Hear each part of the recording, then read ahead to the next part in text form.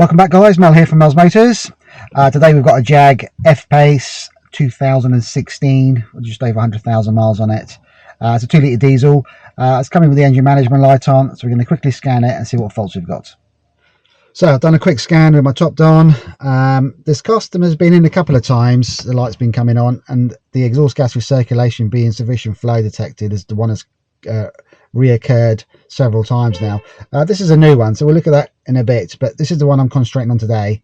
Fault code on that one is P049 Bravo. So now this fault is quite common on Jags and Land Rovers. The EGR on these they use a similar EGRs, and they seem to have issues around that area. So what we're going to do is we're going to go under the engine bay. I'm going to show you where the EGR is, and we're going to start stripping some stuff down and have a look, see if we can find this problem. So we're under the bonnet now. On these Jags, the engine's inline. Usually on the Land Rovers, they're transverse, so things are usually in different places. Right, so we need to ID some of the bits that we're going to be working on. So we have our EGR valve here on the side of the engine, and over this side we have our EGR cooler, which works in conjunction with the EGR valve on the other side. So the EGR cooler, it has a filter on the inside here. We need to remove all these little bits to gain access to that cover. We'll open it up and we'll see if the filter's blocked, hence why we have restricted flow. Right, so we're going to move all these parts out of the way so we can gain access to the EGR cooler.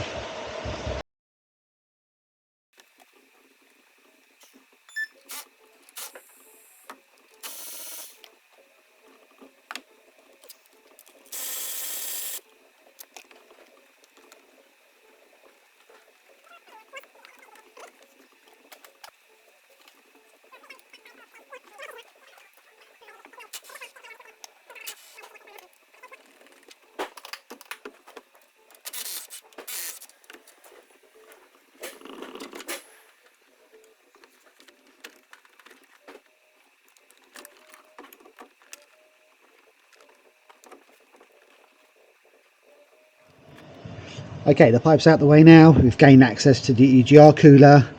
It's very difficult to see inside there, but it's quite black and sooty. Here at the turbocharger, we've got some oil residue. It's not uncommon to see some of that, but this might be a little excessive. So we'll monitor that, and if she's losing oil, then we'll have to come back and have a look inside the oil cooler, see if there's a puddle in there.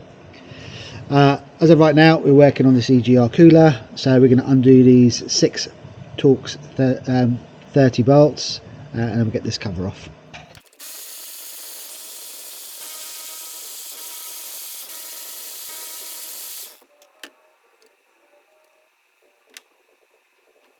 Okay, so I've got you facing our strip light there, so I'm just going to show you what this mesh looks like facing the light. See, it's reasonably clogged. And then this is our new one. See the difference?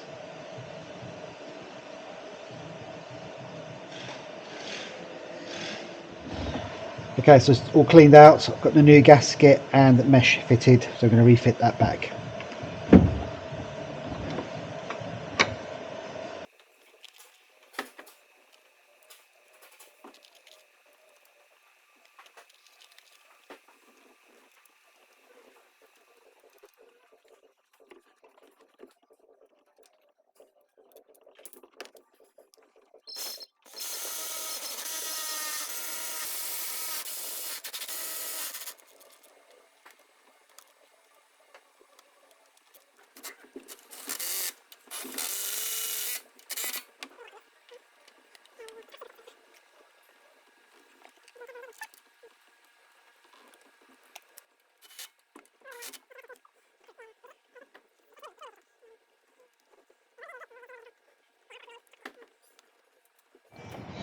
Right, there we go, all back together.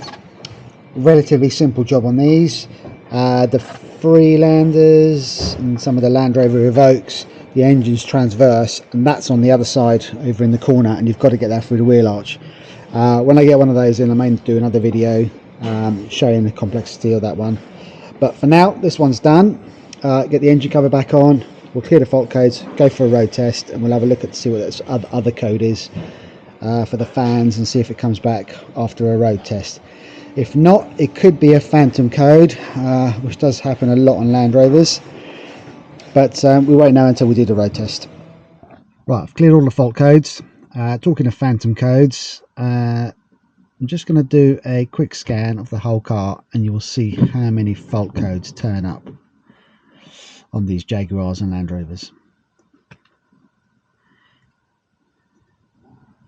So we can see all the system here has all these codes, and it's impossible that this car has got that many faults. A lot of the time they're just nonsense crap. You just clear them all down and start again. Then Land Rovers, Jaguars, they're notorious for all these phantom codes turning up. You don't actually have all these problems. It's just that where one computer's trying to talk to another one, they just come up with random codes. Right, so we know the whole car's clear.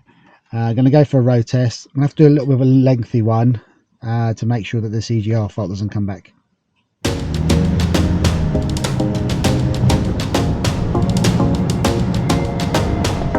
Right, we've come back from a reasonable road test. No faults have come back, including that fan one. Just going to go outside and see if the fan's working.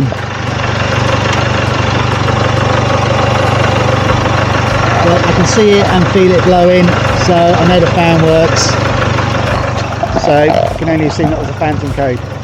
Well guys, hope you enjoyed the short video of EGR fault. The amount of people who change EGR valves because of this fault code, it's unbelievable. It's only a simple filter on the EGR cooler as opposed to the EGR playing up, but nobody does their due diligence, you know, look at the job and see what the problem is before they start replacing parts. Anyway, as always, if you enjoyed this video, hit the like button, subscribe, bell notification. See you in the next one. Take care guys.